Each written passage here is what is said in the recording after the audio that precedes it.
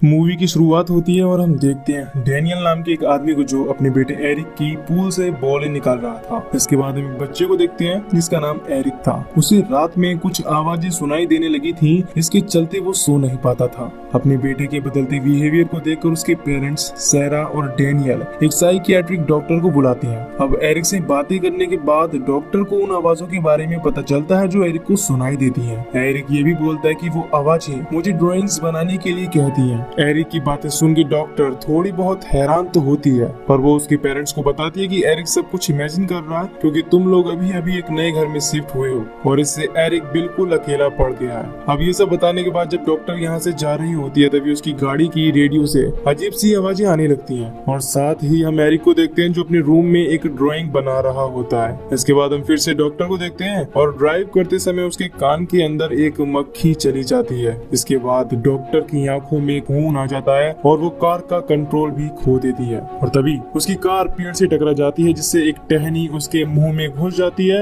और उसकी मौत हो जाती है। डॉक्टर के मरने के बाद उसके कान से वो मक्खी बाहर आती है और उड़ जाती है। इधर एरिक एक ड्राइंग कंप्लीट करता है जिसमें टहनियों पर खून लगा हुआ था। इस बात से अनजान डैनियल घर पर लगी एक दीवार पर मक्खियों से परेशान हो रहा था। वो मक्खियों को भगाने के लिए स्प्रे कर ही रहा था कि तभी एरिक पूल से बॉल निकालने के लिए अपने पिता को वॉकी टॉकी के थ्रू बुलाने लगता है। इसके बाद डैनियल एरिक की बॉल निकालता है और एरिक को पूल के पास जाने से मना करता है। इसी दौरान सैरा एरिक को नहाने के लिए बुला लेती है जहां उसे बाथरूम में लगे वॉकी टॉकी से अजीब सी आवाजें आती हैं। जिसको सुनने के बाद वो सैरा से कहता है कि क्या पापा मुझसे नफरत करते हैं। इस पर उसकी माँ सैरा कहती है कि ऐसा कुछ नहीं है बल्कि तुम्हारे पापा तुम्हें बहुत प्यार करते हैं। रात को सैरा डैनियल से पूछती है कि क्या तुमने एरिक से कुछ कहा था। इस पर डैनियल कहता है नहीं। डैनियल समझ जाता है कि एरिक ने सैरा से कुछ कहा होगा, इसीलिए डैनियल कहता है कि जब एरिक स्कूल में कुछ दोस्त बना लेगा तो वो बिल्कुल ठीक हो जाएगा।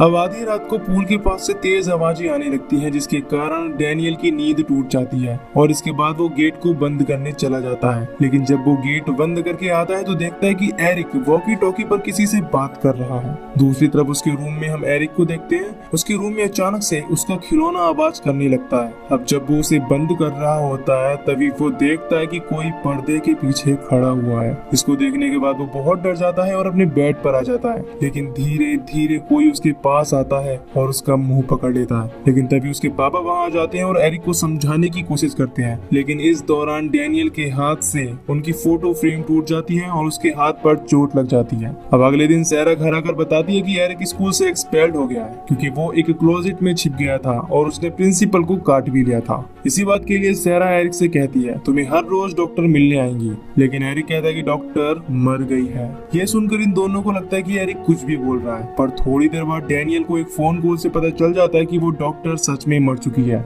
लेकिन इन्हें लगता है कि स्कूल में किसी ने ये बात एरिक को बताई होगी जिससे उसको ये बात पता चली है। इसके बाद रात में एरिक को वॉकी टॉकी से कुछ आवाजें आने लगती है और वो ड्राइंग बनाने लगता है। इसी दौरान उसके रूम में हम एक औरत को भी देखते हैं जो जरूर एक स्पिरिट है जो इन्हें परेशान कर रही है।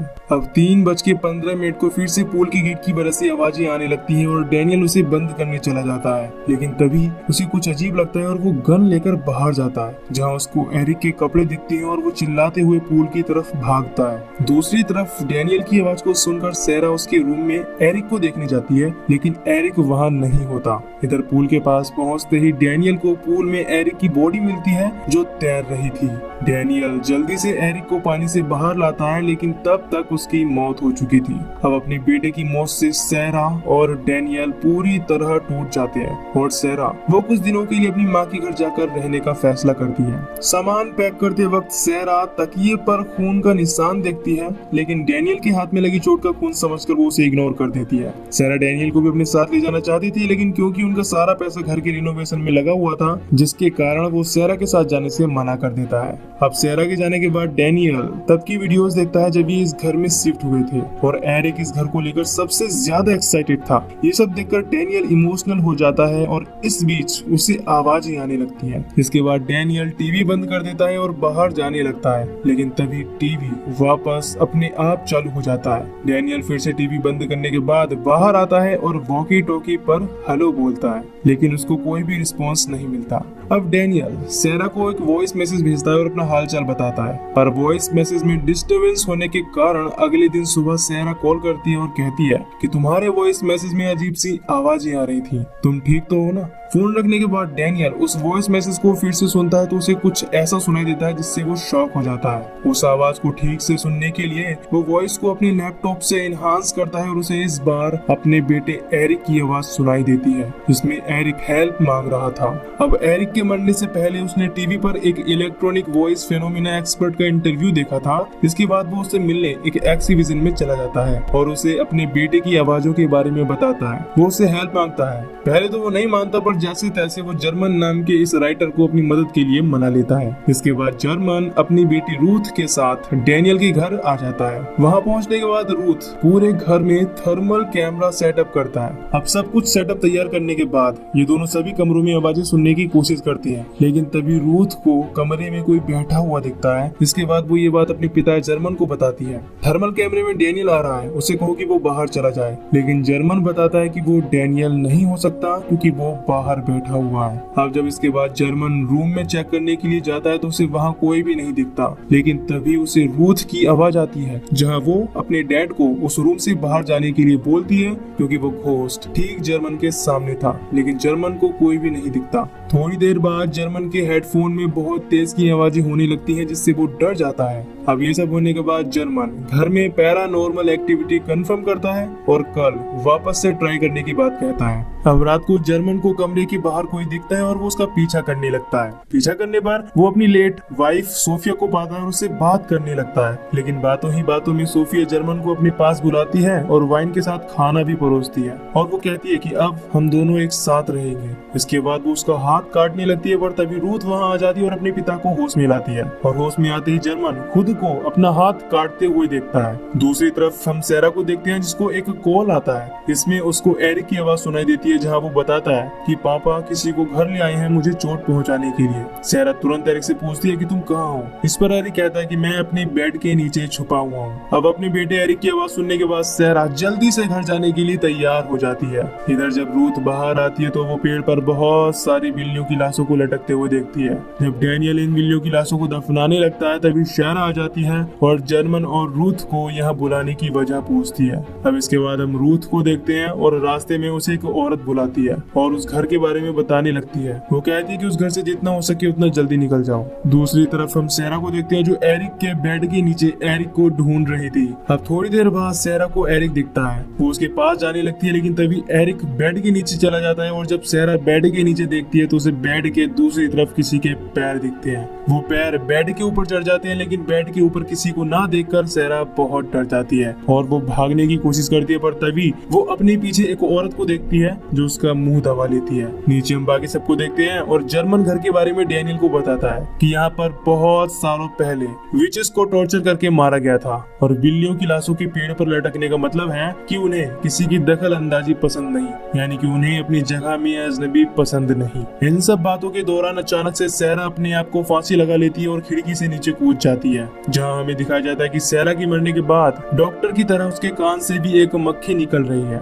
सेरा की मौत हो जाने से तो मानो डैनियल जीने की उम्मीद खो देता है, पर वो ये पता लगाना चाहता था कि उसकी वाइफ और बेटे को किसने मारा। डैनियल एरिक के बेडरूम में ही बैठा होता है, तभी उसे सेरा और एरिक दिखते हैं। जैसे ही वो पर्दा हटाता है तो वो वैनिश हो जाती है। इसके बाद वो रूम में इधर उधर नजर घुमाने लगता है और जैसे ही वो पीछे मुड़ता है तो वो घोस्ट उस पर अटैक कर देता है। इधर रूथ के सामने एक स्क्रीन ओपन होती है, इसमें सेरा की फुटेज थी और वो नोटिस करती है कि जिस वक्त सेरा ने खुद को फांसी लगाकर मारा था उस वक्त रूम में वो आत्मा, वो घोस्ट भी मौजूद था। तभी इन्हें शॉटगन की आवाज आती है, जिसके बाद ये एरिक के रूम में जाते हैं और डैनियल को शांत करवाने की कोशिश करते हैं और उसे बताते हैं कि यहाँ इस घर के नीचे ही विचेस यानी चुड़ैलों को टॉर्चर किया गया था। तभी डैनियल कहता है कि मैं उस जगह तक जाने का रास्ता जानता हूँ। इसके बाद डैनियल उसी दीवार को तोड़ता है जहाँ पर मक्खियाँ भिनक रही थी। अब दीवार तोड़ने के बाद इन्हें एक सीक्रेट रूम दिखता है जहाँ एक विच का एक स्केलेटन भी मिलता है, जिसको छूने से जर्मन को पता चलता है कि कैसे से उस विच को टॉर्चर किया गया था। अब उस विच को खत्म करने के बाद वो लोग उसकी बॉडी को जलाने की तैयारी करते हैं। सबसे पहले जर्मन गैसोलीन छिड़कने लगता है और रूथ को बाहर ही रुकने के लिए बोलता है, लेकिन नीचे जाते ही फ्लैश लाइट सही से काम नहीं करती और इसी बीच वो विच का घोस्ट उसके सामने आकर उस पर हमला कर देता है। बाहर से रूथ अपने डैड को आवाज लगाती है, लेकिन नीचे से कोई आवाज नहीं आती। तभी रूथ को उसकी माँ दिखाई देती है जो उसे अपने पास बुलाती है, लेकिन रूथ को समझ आ जाता है कि ये सब उसी विच के घोस्ट की एक चाल है, इसीलिए रूथ उसके पास जाने से साफ इनकार कर देती है। इसके बाद उसकी माँ तो गायब हो जाती है और वो विच अपने असली रूप में आकर रूथ को डराने लगती है। दूसरी तरफ डैनियल गैसोलीन ढूंढने की कोशिश कर रहा था, लेकिन तभी उसको सहरा और एरिक दिखते हैं जो डैनियल से कहते हैं कि क्या आप हमारे साथ रहना नहीं चाहते।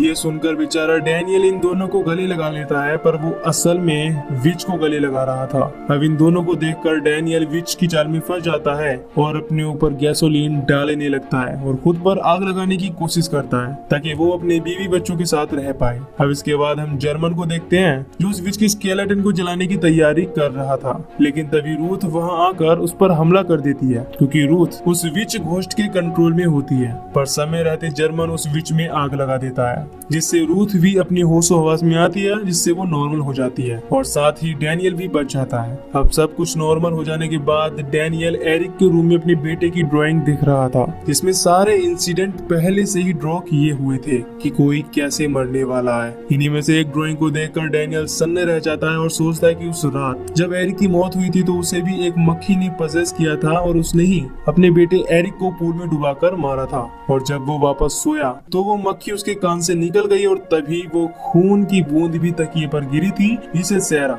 डैनियल की चोट का खून समझ रही थी। ये सब जानने के बाद डैनियल पूल के पास जाता है और खुद को शूट करके मार डालता है। और तो और एरिक ने अपनी और अपने पिता की मौत को भी पहले ही ड्रॉ कर लिया था। खैर वो विच डैनियल को देख रही थी, जिससे हमें पता चलता है कि वो लोग विच को खत्म नहीं कर पाए हैं और वो अभी भी इस घर में है। अब मूवी के पोस्ट क्रेडिट सीन में हम जर्मन और उसकी बेटी को देखते हैं जो एक फुटेज को देख रहे थे जिसमें एक पजस लड़की थी। इसका मतलब अभी उसकी मदद करने वाले हैं और ये सब हमें मूवी के सीक्वल में देखने को मिलेगा। इसी के साथ ये मूवी यहीं पर खत्म हो जाती है। तो दोस्तों, अगर आपको ये मूवी की एक्सप्लेनेशन पसंद आई हो तो वीडियो को लाइक और चैनल को जरूर सब्सक्राइब कर लेना, ताकि मैं मिलूंगा आपसे न्यू वीडियो में। Till then take care, love you, bye bye.